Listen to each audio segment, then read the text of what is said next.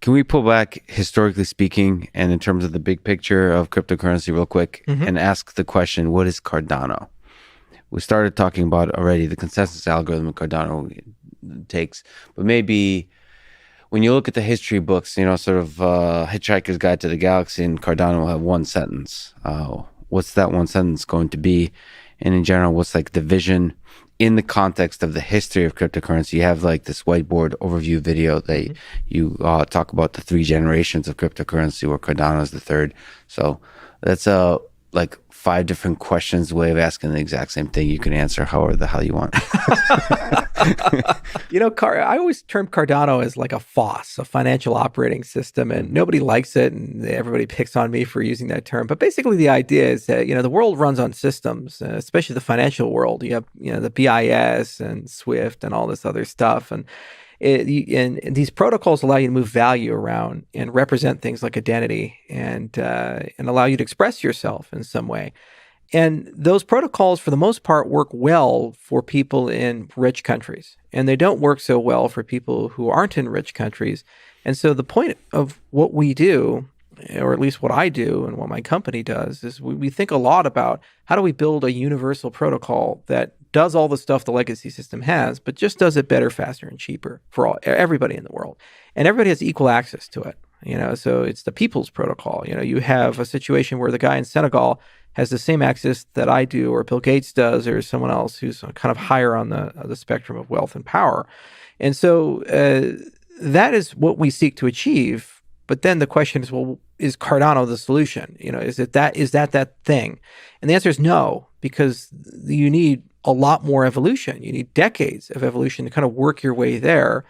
And in many ways, the work is never quite done, but it's better than what came before. Why? Because you have a realization that first, the control of the system needs to be more balanced and nuanced, and it needs to be more democratic. So there's this sustainability component of like who's in charge and how do you pay for things. Well, the system can print its own money, so it always has the ability to have a budget. Okay, so there's a treasury idea. And then there's a voting thing. Well, the same things that allow you to move money around allow you to represent votes. So you can do e-voting with the type of system. Okay. And, if you played Nomic in the 1980s or Peter Superfan or any of these things, you can build a self-evolving system. You can actually create a game where the rules can be voted on and changed in the game itself. Mm-hmm. Great. Okay. So that exists there. And then you say, okay, well, but this thing still has to touch the legacy world. There has to be cash in and cash out and these types of things. So there's this interoperability thing that you need a Wi-Fi or a Bluetooth moment for the industry because nothing understands each other right now. All these chains are blind, deaf, and dumb to each other. And then there's this thing that it has to work at a huge scale, like billions of people. And we've done that, but we've done that with large multinational trillion-dollar companies with centralized infrastructure. We've never really done that with one master protocol that somehow does it for everyone. The closest approximation is probably BitTorrent. And it's a cool protocol, but it doesn't have all the oomph necessary to do something like this. So Cardano is just our first approximation. And like any good system, we wanted it to be self-evolving. So once you get the philosophy out of where's the target of what do you want to do, then you build a community. Now it's over 1 million people strong, and that community keeps growing, and they keep pushing the system in that particular direction. And what's nice about it is if you build the right philosophy within the system, it doesn't need founders. This is the great lesson of Satoshi. It doesn't need founders to be able to get there. So, if you look at the academic side, that's very decentralized. We have more than 30 different contributors for the 105 papers, and that set keeps growing. Within the next 5 years, it'll probably be 200, 300, 400 different scientists from all across the world, some from Russia and some from India, some from China and some from Japan and America and Africa and South America. And the faces change, the languages change, the cultures change, but the process stays the same. And that is a permanent organ within what we have constructed as a system.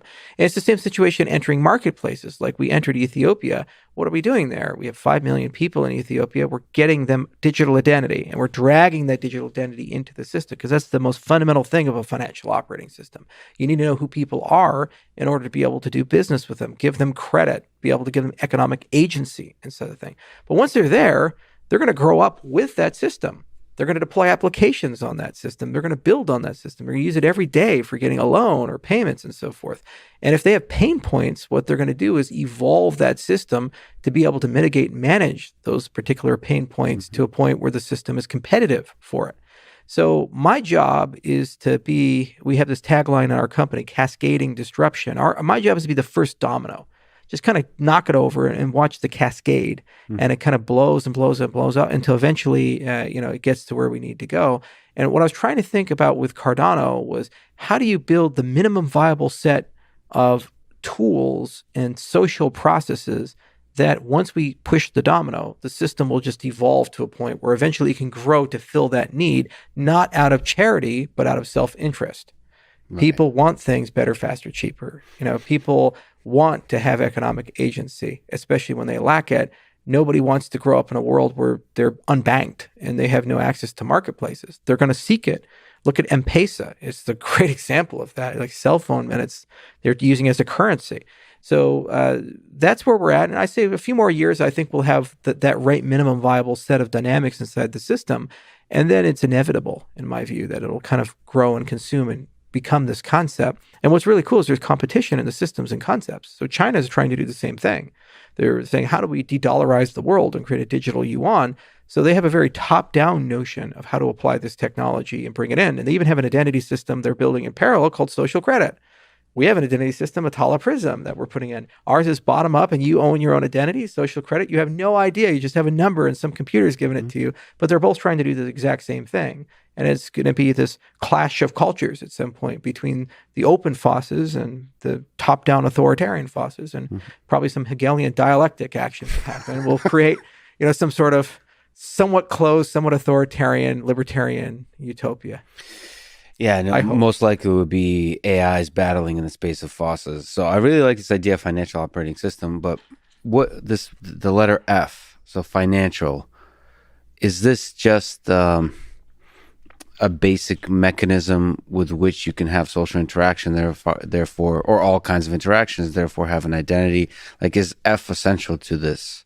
Yeah, because that's how people care. You need resources to survive. And, finances is kind of like this field of managing your resources in an intelligent way.